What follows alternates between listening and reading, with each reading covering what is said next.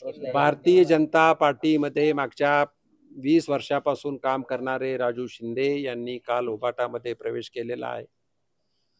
कमळाच्या चिन्हावर निवडून आलेले ते एकमेव एकच नगरसेवक त्यांनी पक्ष सोडलेला आहे. पण भारतीय जनता पार्टीचे सदस्य असलेले आणि नेहमीच भारतीय जनता पार्टीच्या कार्यक्रमात असलेले मलके हे सुद्धा त्या केले. म्हणजे 2 नगरसेवकापेक्षा जास्त कोणी भाजप सोडलेला नाही. म्हणून भारतीय जनता पार्टीचा फार खिंडार पडलं अशी काही परिस्थिती नाही आहे. आणि आम्ही या दोन्ही ठिकाणी आमचे पदाधिकारी आहेत, त्या ठिकाणी आम्ही चांगलं काम करणार आहोत. आणि त्यांचे वार्ड असतील, विधानसभा पश्चिम असेल, त्या ठिकाणी भारतीय जनता पार्टीचं संघटन खूप चांगलं आहे. त्यामुळे भारतीय जनता पार्टीला कुठलाही फरक पडणार नाही. आम्ही चांगलं काम करू. त्यांनी स्वतः राजू शिंदेनी खंत व्यक्त केलेली आहे की भारतीय जनता पार्टीपेक्षा शिंदेगड हा मोठा भाऊ आहे म्हणून ते नेहमी खतखत झालेली आहे आणि आम्ही निवडणुकीमध्ये ह्या काम केलंय पण ते आमचा गोगावाच करत नाही. हो, मग त्यांचा राजू शिंदेची खदखद की लोकसभा जागा आम्हाला सुटली नाही, आम्ही लोकसभेचं काम केलं, त्यांच्यापेक्षा मी बोलायला पाहिजे होतं. मी तर 2017 पासून लोकसभेची तयारी करतोय, मला मिळालं नाही तिकीट. तर हे ज्या दिवशी तिकीट मिळाले त्याच्या दुसऱ्या दिवसापासून, त्याच दिवसापासून मी महायुतीचं काम केलं. कारण आम्हाला कुठल्याही परिस्थितीमध्ये महायुतीचा खासदार त्या ठिकाणी निवडून आणायचा होता आणि त्यात आम्ही यशस्वी झालोय. खरं तर मराठवाड्यामध्ये 7ही जागा आल्या नाहीत, पण संभाजीनगरनं यश मिळवलंय. आणि सर्व कार्यकर्त्यांची, म्हणजे भारतीय जनता पार्टीचे कार्यकर्ते असतील, शिंदे शिवसेनेचे कार्यकर्ते असतील, शिंदे गट असेल किंवा राष्ट्रवादी असेल, सर्वांनी मिळून काम केलंय. म्हणून हे कारण नाहीच. कारण एकमेव आहे की राजू शिंदे यांना पश्चिम विधानसभा लढवायची. महायुतीच्या माध्यमातून संजय शिरसाट इथं तिसऱ्यांदा आमदार आहेत आणि ही जागा त्यांना सुटेल हे त्यांनाही कळतं आणि आम्हाला वाटतं असंच पुढे काय निर्णय होईल. म्हणून त्यांना ही जागा लढता येत नाही, म्हणून त्यांनी हा केलेला प्रयोग आहे.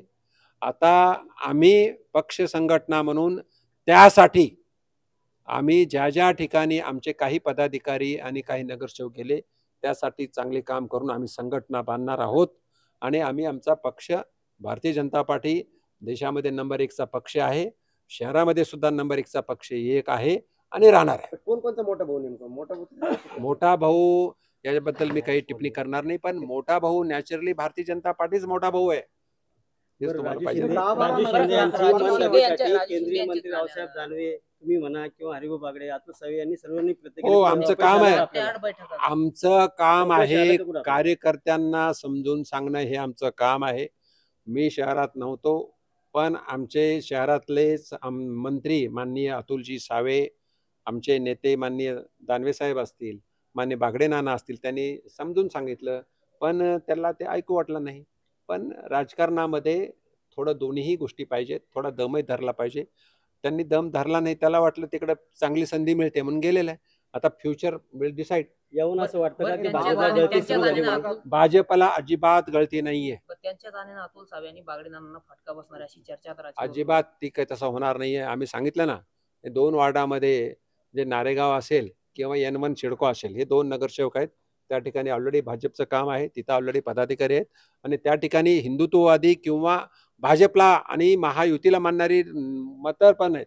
म्हणून त्यासाठी आम्ही काम करणार आहोत आणि तिथं कुठलाही फटका बसणार नाही. ठाकरे गटाकडून काहीतरी आश्वासन दिले गेलं शक्यच आहे ना.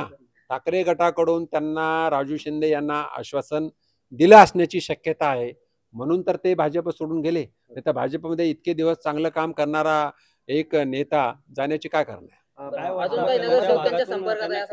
कारण की खैरे पण तिकडून तयारी करत आहे सध्या. खैरे नाही, 10 जण आहेत. मला 4 लोकांचे फोन आले. चंद्रकांत खैरे नाही, अजून त्यांच्याकडं पश्चिम विधानसभेमध्ये उबाटामधून मागणारी लोक बरीच आहेत. त्यांची नाव मी कशाला सांगू, तुम्हीच चंद्रकांत खैरे साहेबांचं नाव घेतलं, ते एक आहेतच. दुसरा विषय असा आहे की घोडेले साहेब आपल्याकडे येणार होते. आता ते नाव कशाला सांगू, मी सांगितलं ना, 10 माजी नगरसेवक भारतीय जनता पार्टीच्या येण्यासाठी इच्छुक आहेत. तुमचे काही अजून जाणार नगरसेवक अशी चर्चा आहे असतील ते आता बघू. आम्ही आमचा डॅमेज कंट्रोल अंबादास दानवे म्हणतात की ज्यांना आमच्या पक्षात यायचंय ते येऊ शकतात, मात्र आम्ही कोणता पक्ष फोडत नाही, पक्ष फोडण्यात आम्हाला नाही होईल. यापेक्षा बडी धमाके अजून होणार आहे असं बोलतायत. तर बडा धमाका तर तुम्हाला मी सांगू इच्छित नाही काय होणार आहे ते, पण मला पण माहित आहे कधीपर्यंत आमच्याकडे सुद्धा बडे नेते येणार आहेत. धमाका कधी होऊ शकतो अंदाजे? विधानसभेच्या अगोदर.